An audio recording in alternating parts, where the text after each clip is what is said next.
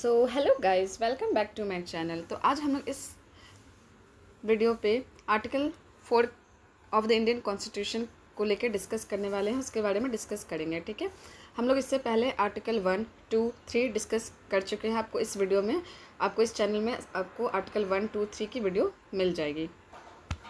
तो अब देखते हैं article 4 of the Indian constitution क्या बोलता है। फर्स्ट हम क्या देखेंगे, बेयर एक्ट क्या बोलता है।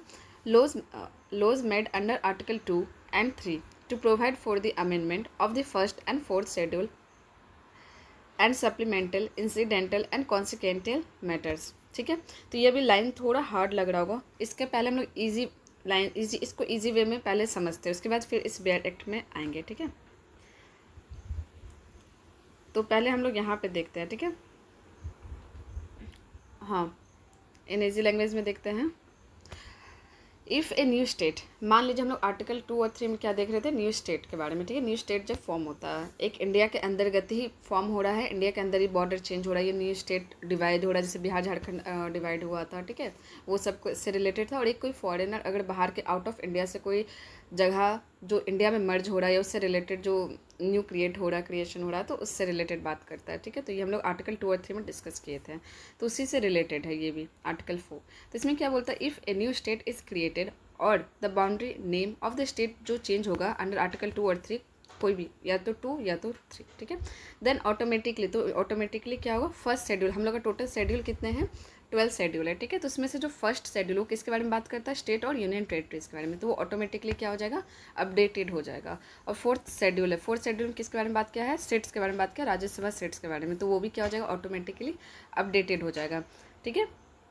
और इसमें क्या बोला गया कि parliament can also add any extra rules that are needed to make this changes work smoothly. अब यहाँ पे क्या बात किया जा रहा है कि पार्लियामेंट जो है, और भी अगर उसे कुछ लगता है कि उसमें कुछ रूल्स जो है एक्स्ट्रा एड ऑन करना चाहिए, जो ज़रूरत है, तो वो कर सकता है स्मूथली, ठीक है। और मोस्ट इंपॉर्टेंट पॉइंट इसमें क्या है कि ये जो चेंजेस है वो ट्रीटेड किया जाएगा as a constitutional amendment.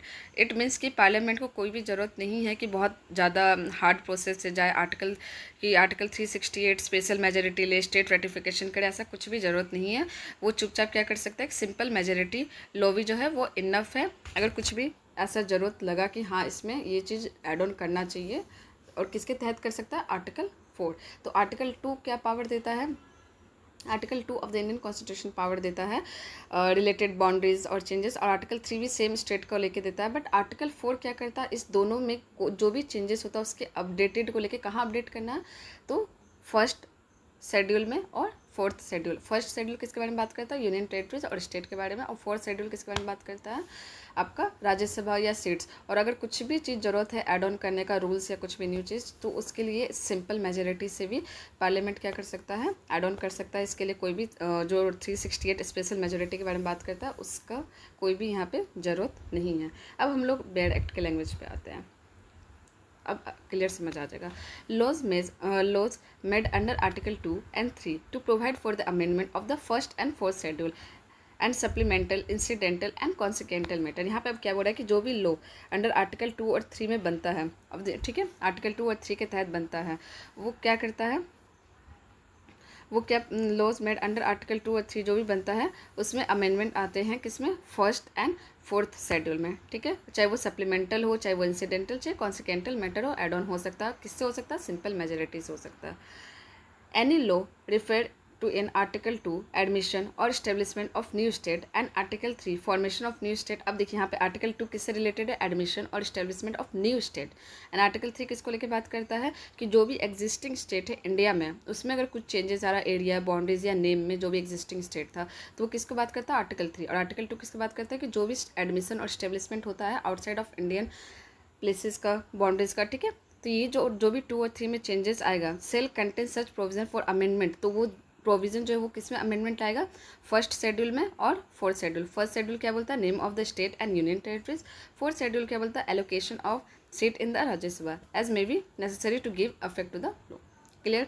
Now I think कि यहाँ तक आप लोगों को क्लियर कट समझ आ रहा होगा, और अगर नहीं समझ आ रहा तो सबसे पहले आर्टिकल 2 और आर्टिकल 3 देखिए। तो जाके ये आर्टिकल 4 और अच्छे से क्लियर समझ आएगा आपको। इन शॉर्ट यहाँ हम बता दे रहे हैं कि आर्टिकल 2 जो है वो किसको लेके बात करता है, कोई भी बाहर आउट ऑफ इंडिया का जो भी स्टेट या बाउंड्री एरिया जो भी चेंजेस आएगा, ठीक है, इंडिया में जुड़ेगा, मर्ज होगा, कुछ भी होगा, तो वो आर्टिकल 2 बात करता है। आर्टिकल 3 किससे बात करता है, आर्टिकल 3 बात करता है जो भी एग्जिस्टिंग प्लेस है, बाउंड्री चेंज हो रहा है, नेम चेंज हो रहा है, एरियाज चेंज हो रहा है, अल्टरेशन हो रहा है, एग्जिस्टिंग स्टेट चेंज हो रहा है, कुछ भी हो रहा है, तो वो किसके तहत होता है, आर्टिकल 3 के तहत। बट आर्टिकल 2 आर्टिकल 3 अगर ये दोनों में से कोई भी आर्टिकल में कुछ भी चेंजेस आता है, ठीक है, तो ये किस में अफेक्ट लाता है, डायरेक्ट हमारे फर्स्ट शेड्यूल और फोर्थ शेड्यूल। फर्स्ट शेड्यूल क्या है हमारा, यूनियन टेरिटरीज के बारे में, और फोर्थ शेड्यूल क्या है, राज्यसभा और स्टेट के वजह से। और ये दोनों किसके वजह से चेंजेस आएगा, fourth article 4 of the Indian constitution के तहत हो सकता है, ठीक है। I hope you understand. और फिर इसमें क्या बात किया जा रहा है कि ये किस मेजोरिटी से होगा, सिंपल मेजोरिटी से हो सकता है। पार्लियामेंट को अगर लगता है कि कुछ और भी रूल्स और न्यू रूल्स लाना हो या कुछ ऐड ऑन करना है तो वो सिंपल मेजोरिटी से भी कर सकता है। इसके लिए कोई 368 आर्टिकल जो कि क्या बात करता है, स्पेशल मेजोरिटी, उसकी कोई ज़रूरत नहीं होती। मोटा मोटी इसका कंक्लूजन आर्टिकल 4 का यही है, ठीक है। सच लॉ में ऑल्सो कंटेंट्स हम वही अभी जो बात की हम लोगों ने, and no law made under article 2 shall be deemed to be amendment of the constitution. Article 368 किसका बात करता है, स्पेशल मेजोरिटी। तो अभी हमने बात किया कि स्पेशल मेजोरिटी का कोई भी ज़रूरत इसमें नहीं है, नो लॉ लिखा हुआ है, ठीक है। हम लोग सिंपल मेजोरिटी के तहत भी हम लोग क्या कर सकते हैं, इसमें कोई भी रिक्वायरमेंट जो है, लॉज है या कुछ भी चीज़ें ज़रूरत है, उसमें चेंजेस ला सकते हैं। नाउ फिर से हम लोग देखते हैं, अगर इसको समझ नहीं आया होगा तो आप लोग फिर से एक बार इसको देखिए, फिर से रिवाइज हो जाएगा।